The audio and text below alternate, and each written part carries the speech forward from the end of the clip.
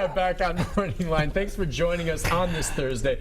A good show, one that I wanted to do as we wrap things up before Murfreesboro Police Chief Glenn Crispin retires at the end of the year. It's a pleasure to have him on. Someone I've dealt with and someone I consider to be a friend. Also with him this morning is Sergeant Kyle Evans.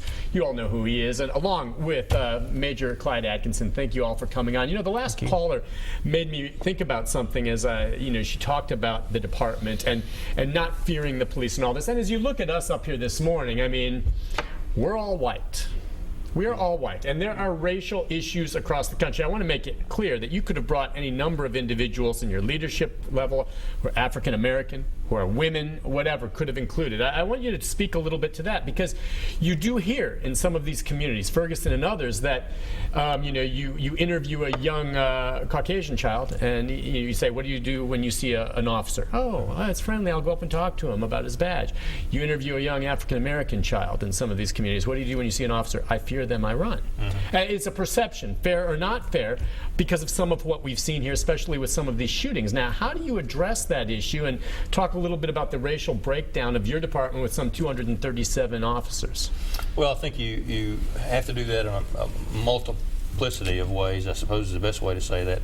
We began with working very diligently at trying to have the department mirror the racial makeup of the community. Okay, I think that's what news departments should do. Yeah, we should reflect our community's ethnicity as best as we can. It is. And we want to be diverse. And that diversity continues, and we continue to try to do everything that we can to attract, recruit, employ, and retain qualified females and minorities, in addition to obviously a lot of Caucasian individuals that want to be involved in police service and public service.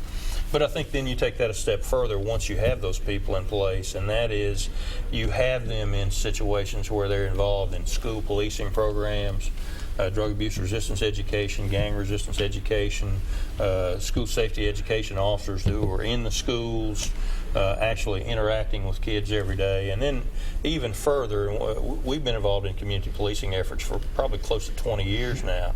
So we have officers of color, we have Caucasians, we have females that have been involved in our community policing programs that actually are in inner city areas that are building relationships with minority communities.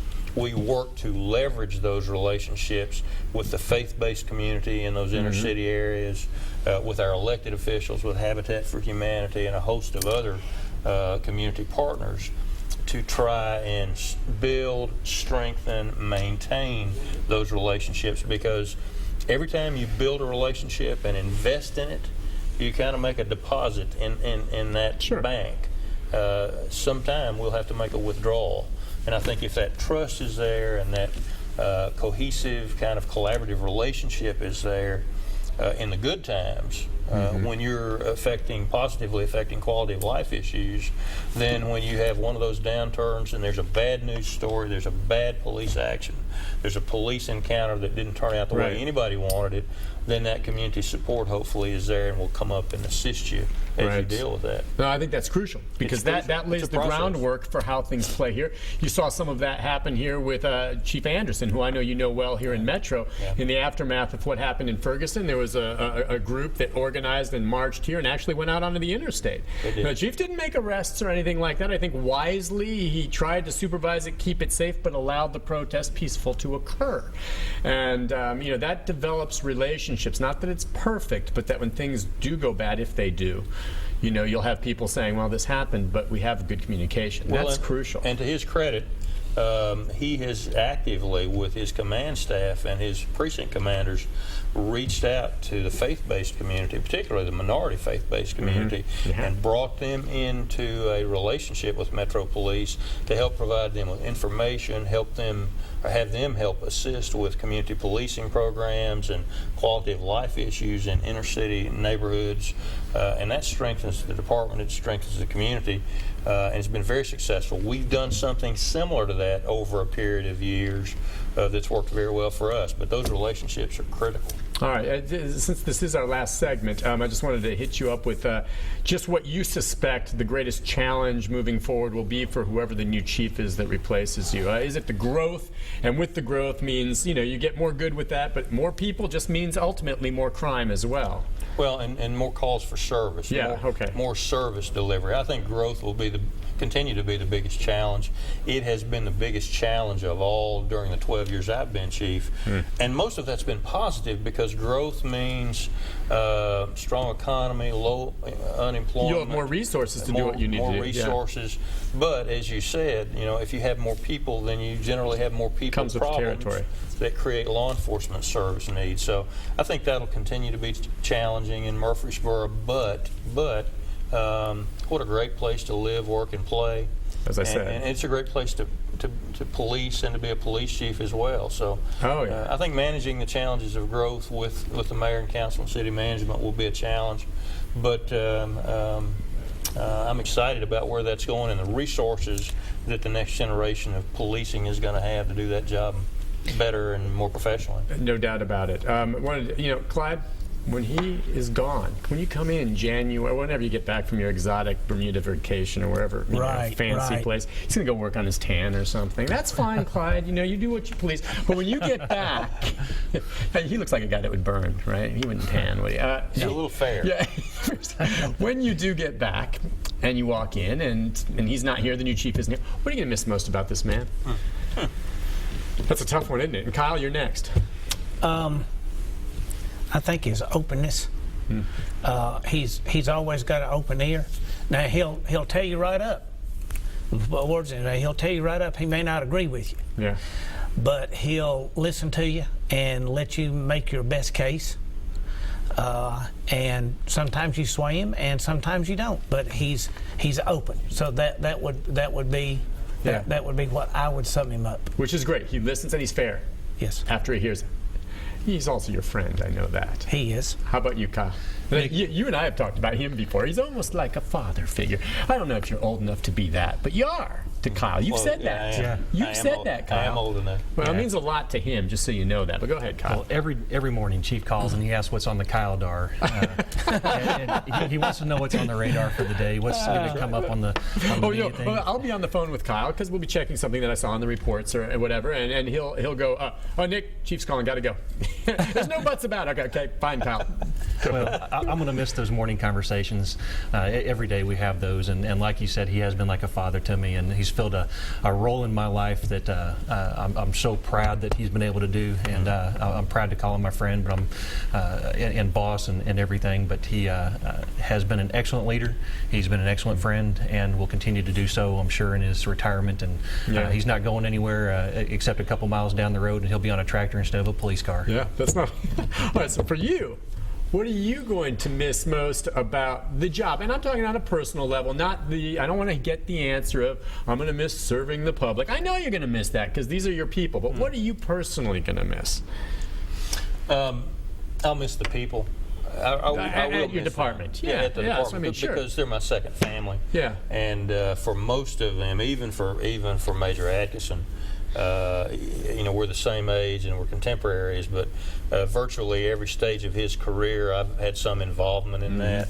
A lot of these people, I remember when Kyle was hired. Do you really? I was a little young I was a greenhorn. part of that process.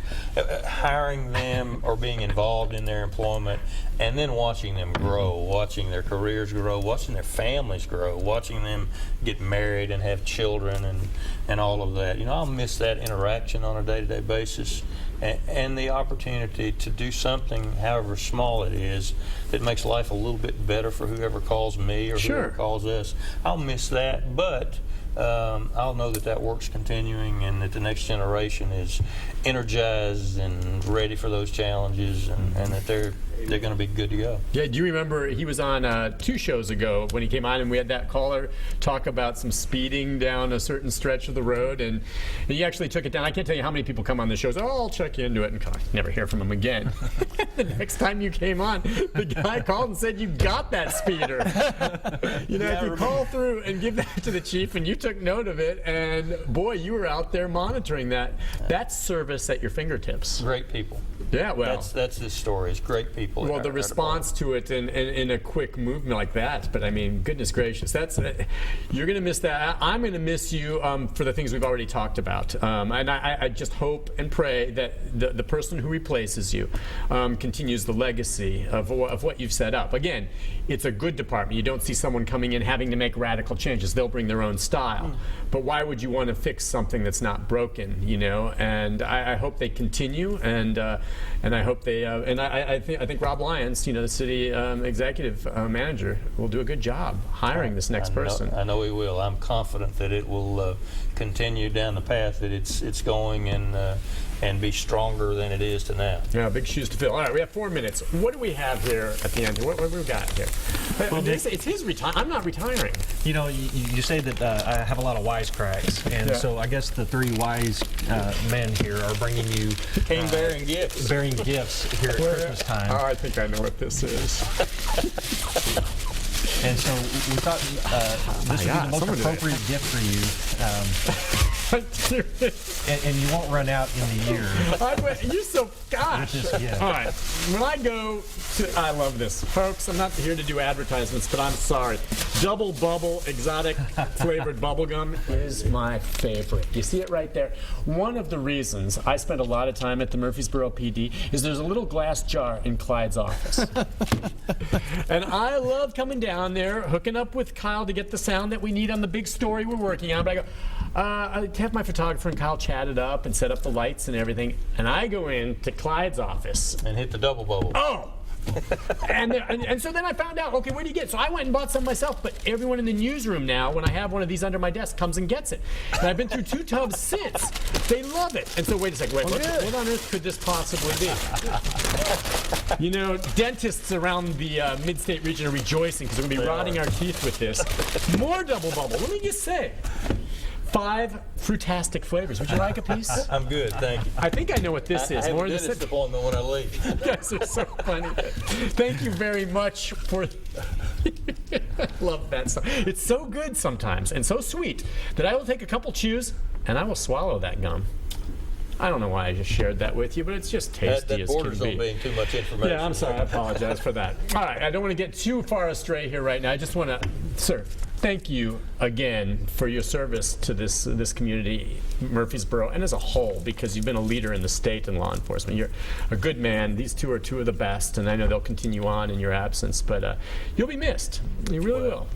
It's been a great pleasure, and I appreciate the relationship we've had.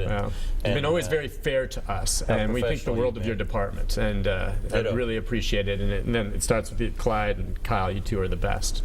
Thank what you. you do, but thank you again. And you ever need anything, we'll be seeing you. I have your telephone number. Yeah, you do. We'll just go grab a bite at Demos's or something one of these days. work. How about that? Okay. That'll work. I'm picking up the tab. You hear that, Clyde? Yes, sir. All Merry right. Christmas, No, you're no longer right. Merry Christmas to you. Merry Christmas, Merry guys. Christmas. Merry Have a great Christmas. holiday and a great New Year, and I'll be seeing you too. Folks, we'll take a break. I will be back with a programming note right after this.